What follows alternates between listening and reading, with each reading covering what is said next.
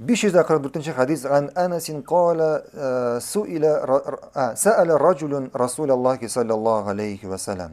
Enes radıyallahu anhu haber ete bir vakit bir kişi gelip Allah'ın elçisinden sallallahu aleyhi ve sellem soruyor.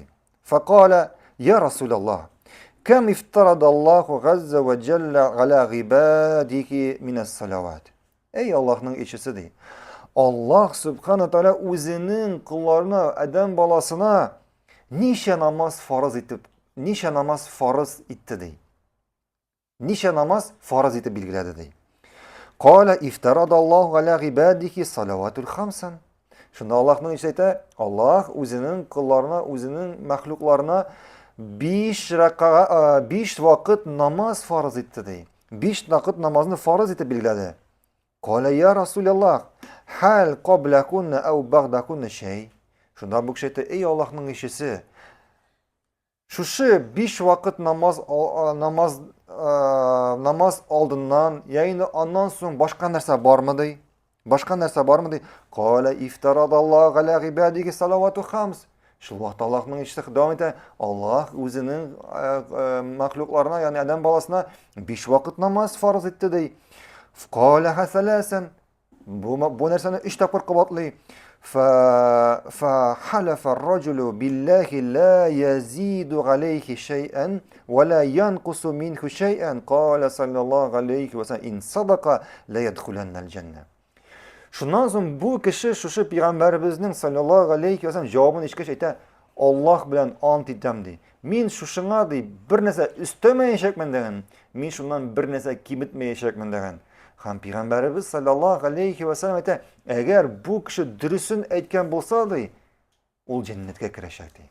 Ol cennetke kirecek. Şuna göre bu kişi ne etti? Mana Allah subhanahu teala 5 vakit namaz farz etip bilgiledi. Men ona üstemeyecekmen degen. Men ona kimitmeyecekmen. Yani men gel şu 5 vakit namazını okuyacakman. Gel şu 5 vakit namazını okuyacakman. Hem şuna göre biz bilemiz namaz ol İslam dininin bir negizi bulup tura. Namaz İslam dininin bir ehemmiyetli tüp negizlerinden birisi bulup tura. Şuna göre namazının ecir savabı büyük zor. Namaz kaldırının şulayık günahı büyük zor. Biz bilemiz kıyamet gününde Adem balası silkinmeyecekten bir buğunu silkinmeyecek namazı turunda sıralgan çığa kadar. Namazı turunda sıralgan çığa kadar. Şuna göre küp kişi min Müslümandı, lakin namazını okumay. Küp kişi min Müslümandı, lakin namazını okumay. Şuna göre eğer kişi şu hadisten görürüz, şu 5 vakit namazın yerine jetkirip okuyken, ol cennetke kirecek. Ol cennetke kirecek. Çünkü eğer biz başka hadislerden, şeriat ilimlerinden biliriz, kişi şu 5 vakit namazga jintiklep nişik bayında ol 5 vakit namazını yerine jetkirip gil, dürüst ettirip okuyken onun başka amelleri de yaxşı olacak. Çünkü Peygamberimiz sallallahu aleyhi ve sellem etti, kimnin namazı yaxşı bulsa, onun başka amelleri de yaxşı bulacak. Kimnin namazları yaxşı bulmasa, yerine jetken bulmasa, onun başka amelleri de yaxşı bulmayacak. Çünkü dürüst okılgan namaz o kişini günahtan saklayır. Dürüst okılgan namaz o kişiге başka ibadetlerini jinglaydi. Dürüst okugan namaz eğer kişi 5 vakit namazına yerine jetkirip okusa Allah subhanahu teala ona başka amellerini jinglaytacak. Dürüst okılgan namaz kıyamet gününde şu kişi cennetke kirerge sebep olacak. Anladınız mı? Şuna göre namaz meselesi büyük mühim mesele.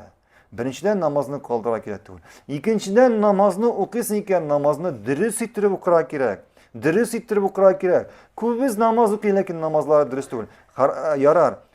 Dürüst ettirip okugan namaz ne namazım? Vaktinde okugan namaz. Ya bir sözü bilen dürüst ettirip. Sünnet bilinçe. Peygamberimiz sallallahu aleyhi ve sellem nişi getirip okugan, ne şulay okugan namaz dürüst namaz bulan. Anladınız mı? Allah'a alem.